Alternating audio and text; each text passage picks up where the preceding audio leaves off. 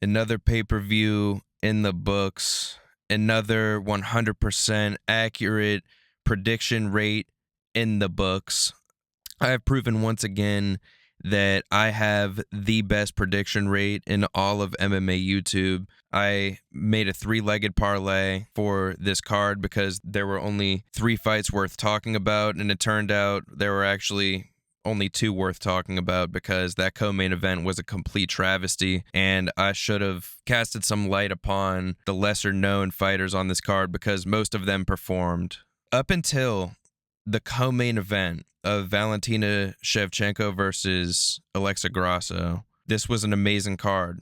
This was defying all expectations. I said this card would be amazing, guys. I said it would, for the most part, be amazing until we got to that co-main event, and what do you know? That's exactly what happened. And, you know, it was pretty obvious that that was going to happen because women's MMA ruins everything. There were 2 other female fights on this card, actually, that were good, that were interesting, that I was enjoying watching. I know it's crazy to say that, but it's true. And then we get to the highest level women's MMA fight on the card, and it is one of the most abominable pieces of filth to ever exist. Rose Namajunas versus Carla Esparza, 2 levels of garbage. Absolutely fucking terrible, further proving how overrated and boring Valentina Shevchenko is. And I say that with all due respect, of course. Look, Alexa Grasso and Valentina Shevchenko are very hot, okay? But maybe they should just go and be ring girls or something because no one wants to see them fight. You're not a hardcore fan for defending garbage like this. I see these soy boys in comment sections everywhere just saying real fans, real MMA fans would appreciate this fight, like the ground control and the submission attempts where I was very, very intrigued during this whole fight, bro. They're not going to sleep with you. They're not going to recognize you. You're not a hardcore fan for enjoying trash. You're just pathetic, plain and simple. So stop LARPing as a real fan. Real fans call out trash fights. That's a trash fight. It's okay to understand that women's MMA sucks and ruins the sport. Make a UFC women's league. Keep it separate. It will be an omega flop. And since that is the case, how about you just stop putting them on UFC cards in general if no one wants to see them? It's bullshit. It's PC bullshit, but it's PC for the sake of losing money, which I don't understand. It's something that just doesn't make sense to me. It really just does not make any sense to me whatsoever. But here we are. Before I talk more about the fights, I'm going to talk about the Sphere itself. Look, for half of this card, there was nothing going on with the Sphere. It honestly looked like shit up until the graphics started going. Like, they got like these crazy, awesome graphics going on. It was like they started doing that for Norma Dumont versus Irene Aldana. They put like this Aztec fucking death arena theme on the Sphere, and it just looked amazing. It looked so cool. I was if I started drinking the Kool-Aid at that point. Like I fucking busted out my Kool-Aid jammers and I started slurping. I crushed a whole pack of Kool-Aid jammers, enjoying what I was seeing. What was on display was amazing. And before that, I don't even know what it looked like. It looked like shit. The lighting was shit. The interior just looked weird. I can't even explain it. It was nothing special at all, and it looked worse than it usually does. But when they started putting on the graphics, it was good. I appreciated the graphics. Now, as for the short films and stuff, could have went without that. I mean, we had a 10-fight card here, and it went on later than any card ever does. Like, I was up until like 3 in the fucking morning watching this card, and I guess that's because there were like quite a few decisions, but it shouldn't be going on until 3 in the morning. The reason it went on until 3 in the morning is because they were showing these AI-generated short films that, for some reason, costed $16 million. Absolutely ridiculous. Where the fuck did that money go? Because these short films weren't even good. As I said, they wouldn't be. You could have put that money toward putting better fights on the card, toward, not having Valentina Shevchenko versus Alexa Grasso fight on the card. How about you just cut them from the sport? How about you just eviscerate that division? Nobody wants to see it. Just cool it with the short films. Like, have the cool arena looking stuff, graphics in between fights, sure. But the short films, cut it out with that shit. You might as well bring on musical performances at that point. We're not here for that. That's why I hate boxing, because it's just too much time in between fights. Like, I already have to watch 20-minute walkouts. Like, let's fucking go. Let's get on with it. I don't have time for this shit. Get on with the fucking fights. But at the same time, it's like, I wish you didn't get on with some of these fights. Well, actually, apart from the co-main event, this card was pretty fucking amazing. That co-main event really ruined everything. I'm going to get to that, but first, I'm going to go over my picks. I built a 3-legged parlay, and every single one of them came to fruition. Let's start off with Diego Lopes versus Brian Ortega. Guys, what did I say? I said it was Diego Lopez's time. That chest piece, that fucking haircut, that handsome face, bro, that chiseled physique, dude just oozes so much aura, so much untapped aura. It doesn't even make sense. He is a future champ. He'd absolutely mop the floor with Brian Ortega. No one has done that to Ortega like that. Completely one-sided. Ortega had nothing for him, bro. Usually Ortega has a little something for everybody. He had nothing for Diego Lopes here. Nothing at all. Like, look, Brian Ortega, you might have a very impressive physique, and you might have a godlike chin, but that can't carry you anymore, bro. You know, we got Chads on the rise. We got Diego Lopes here. We got Ilia Topuria here. I need to see Diego Lopes versus Ilia Topuria. Like, the battle of the goated haircuts, the battle of the chiseled physiques, and most importantly, the battle of the goated chest pieces. They both have the best chest pieces in all of MMA. But yeah, I mean, it was easy. I said that Diego Lopes would win the 30-27 scorecard. He absolutely mopped the floor with Brian Ortega. As I said he would, guys. Completely crumbled him, had him dropped all over the place in all 3 rounds, making him look foolish, guys. I mean, I need to see Diego Lopes versus everybody. I need to see him versus Max Holloway. Everyone wants and needs to see that. I want to see him versus Alexander Volkanovski. I want to see him versus Yair Rodriguez. I want to see him versus Ilia Topuria. I want to see him fight everybody. I want to see him dust up Aljamain Sterling just for funsies. This is what the UFC needs. The UFC needs someone that oozes aura like this. The UFC needs someone who fights like this. One of the most entertaining fighters on the roster, best looking fighter on the roster. I don't need to say much more. Never, never, ever doubt Diego Lopes again, guys. Listen to my picks. What I say goes. You already know this.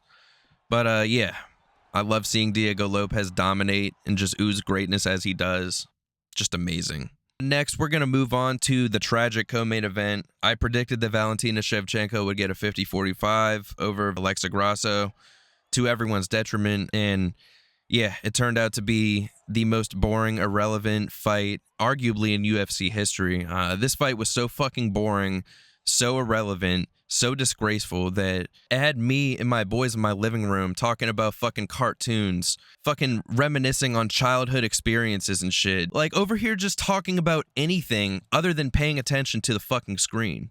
This is the co-main event of the supposed biggest combat sports event in human history, and you got everyone either snoring or talking about anything that doesn't have to do with MMA, because I don't want to be reminded that I'm a UFC fan when I have all my boys coming over to witness the supposed greatest combat sports event in human history, and the co-main event is fucking dog shit. It's embarrassing. I hate it, bro. Valentina Shevchenko is the most overrated fighter ever. Every single one of her wins doesn't have a sliver of impressiveness to it. None of it is impressive. Do I need to go over it again? Joanna Jędrzejczyk. I don't care if Joanna Jędrzejczyk is the finest woman in all of MMA. Irrelevant win and boring win. First, what was the first title defense? Jessica Eye. Ooh, head kick KO. Ooh, so cold. Doesn't matter. It's Jessica Eye. She sucks. She absolutely sucks. Literally. She sucks for a living now. She's on OnlyFans. Liz Carmouche. Are we gonna even like entertain this? Caitlin Chukagian. Who gives a fuck? Trash. Jennifer Maia. Trash. Boring fight. Jessica Andrade. Strawweight. Doesn't count. Lauren Murphy. I have nothing to say. This division is terrible. Tyler Santos. It was a robbery and a boring fight. Alexa Grasso. Got dogged in the first fight. Second fight. Got dogged again. And it was a draw. So great. Now we need just a third fight. And then, yeah, in the third fight, it was a fraudulent, stupid victory that doesn't matter. No one will ever remember this. Nobody gives a shit, bro. Nobody gives a shit. The only fighters I wish would just stay the most inactive are female fighters. And I say that with all due respect, because there are some female fighters here and there. They were on this card that put on good performances, but it doesn't justify the existence of these divisions. Nobody gives a fuck. And I say this with all due respect. The only reason that we're watching women fight is because they're half naked in the cage and we hope that they have dump trucks. and you know, we get to see their feet. That's pretty much it. We're a sad group of people. We don't give a fuck, dude. Women's MMA sucks. This fight further proves it. I would say like a few years ago, maybe, you know, I wish it would have been Zhang Weili on this card instead, but no, she sucks now too. She's fucking boring. Every single one of her fights is boring as fuck now. Gosh, I just don't care. But yeah, Valentina Shevchenko, 50-45, like I said. Highlights of the fight, there were none whatsoever. Just takedown, control, camp in full guard. Nothing remotely interesting that happened. The only thing that's interesting about this fight is that the two fighters are really hot. That's really it. You know, that's about as shallow as this fucking fight is.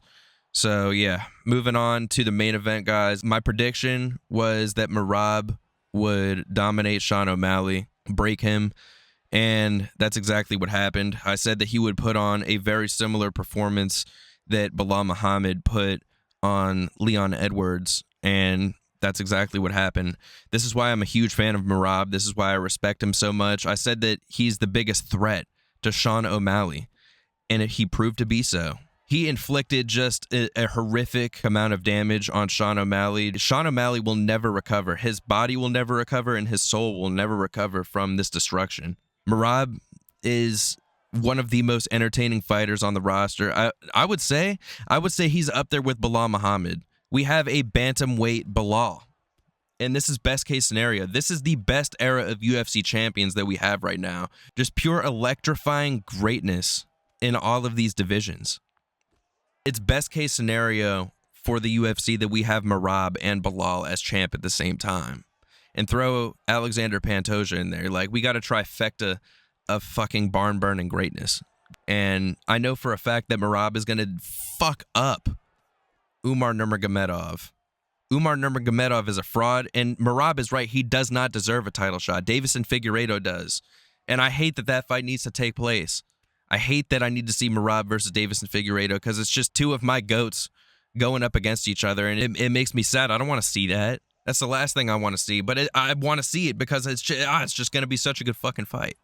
It's going to be an amazing fight. And I'm seeing all the slander that, you know, Merab is boring. This is a terrible era. Like, you know, it's the worst era ever that we have Merab and Belal as champ. Like, bro, you guys are frauds. How do you not feast your eyes on these fights and experience nothing but joy? Like, that was such an entertaining, amazing performance from Merab, bro. He absolutely dusted Sean O'Malley as I said he would. I said that Sean O'Malley stood no chance. And y'all should have seen that coming, bro. Like, what did you think Sean was going to do? Knock him out? Knock him out in the first round? Bro, you guys are crazy. You should have listened to me. I said 49-46 and 2 48-47s. He stood no chance because Merab is unbreakable. Unbreakable chin. Arguably the best cardio. Him and Belal have the best cardio in the UFC and arguably the best hands. Merab's striking is so slept on, bro. He has incredible striking. Like, the way he throws his punches and kicks, his setups, his countering ability is unmatched, bro. He walked Sean O'Malley on the feet. He made him look like an amateur in there. On the feet. He didn't even need to shoot in takedowns. He just did it because he likes doing it, because he was just for funsies. That's how differently built Merab is. He really saved this card from being complete dog water after that co-main event. That co-main event was awful, and everyone was just sinking into deep misery, feasting their eyes on that garbage. So thank you, Merab, for saving this card. This card was falling off hard, and he brought it back to life. So props to you. He's also the bantamweight GOAT. If you guys didn't know, he has the best resume in bantamweight history. I don't want to hear shit about boy piece Dominic Cruz. No. His only win that we ever think about is TJ Dillashaw, and that was a split decision, so I don't want to hear it. It's not Dominic Cruz. It's not TJ Dillashaw. It's not Petr Yan. It's definitely not Aljamain Sterling, most fraudulent champ in UFC history, and it's most definitely not. It was never going to be Sean O'Malley. It was always going to be Merab. Always. Best resume we've seen at bantamweight. Marlon Moraes. Jose Aldo. The most dominant, explosive performance that I've ever seen against Jose Aldo. And Petr Yan, same with that. Petr Yan victory was crazy. Just as crazy as the Jose Aldo one. Electrifying and incredible. Triple C completely just washed Triple C. Washed his ass. And then destroyed Sean O'Malley, guys, as I said he would. When will you guys understand that what I say goes? I told you that this was going to happen. It was so obvious. And I had all these clowns in my comment section doubting me. All fucking 3 of you clowns in my comment section. I should have had way more comments. I should have had way more views. That video flopped, guys, and it's completely unacceptable. I'm over here giving the best predictions available, and I'm over here not getting the support I'm entitled to, with all due respect. It's fucking ridiculous. Y'all should be ashamed of yourselves. Where are my likes? Where are my comments? Where are my subscriptions?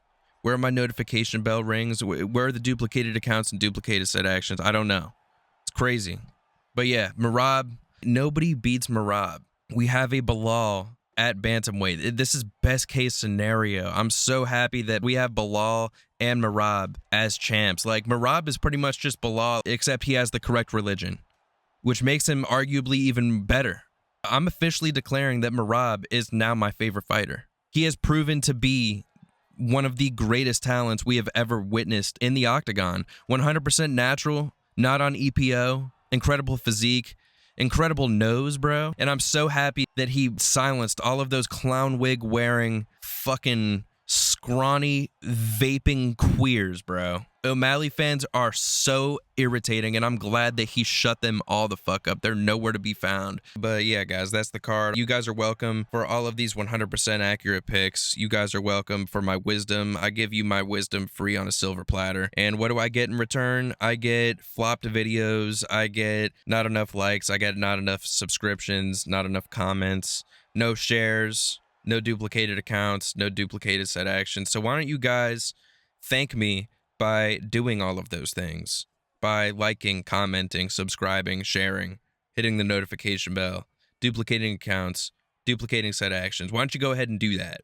And this week, I got some more content coming. It's been a little slow lately because your boy just got a new laptop, because my old laptop kept fucking up my content. Just got a new mic because my mic was fucked up. I'm over here putting in the work, and I'm not getting the support that is owed to me. So why don't you guys go ahead and do the things that I've commanded you to do, and I will be over here giving you the content on my schedule. Remember, we go on my time. I don't run on your time. I don't run on the UFC's time. You guys and the UFC run on my time. All of this shit revolves around the facts that I spit, not the other way around. So yeah, stay tuned for more facts. You guys are welcome. Goodbye.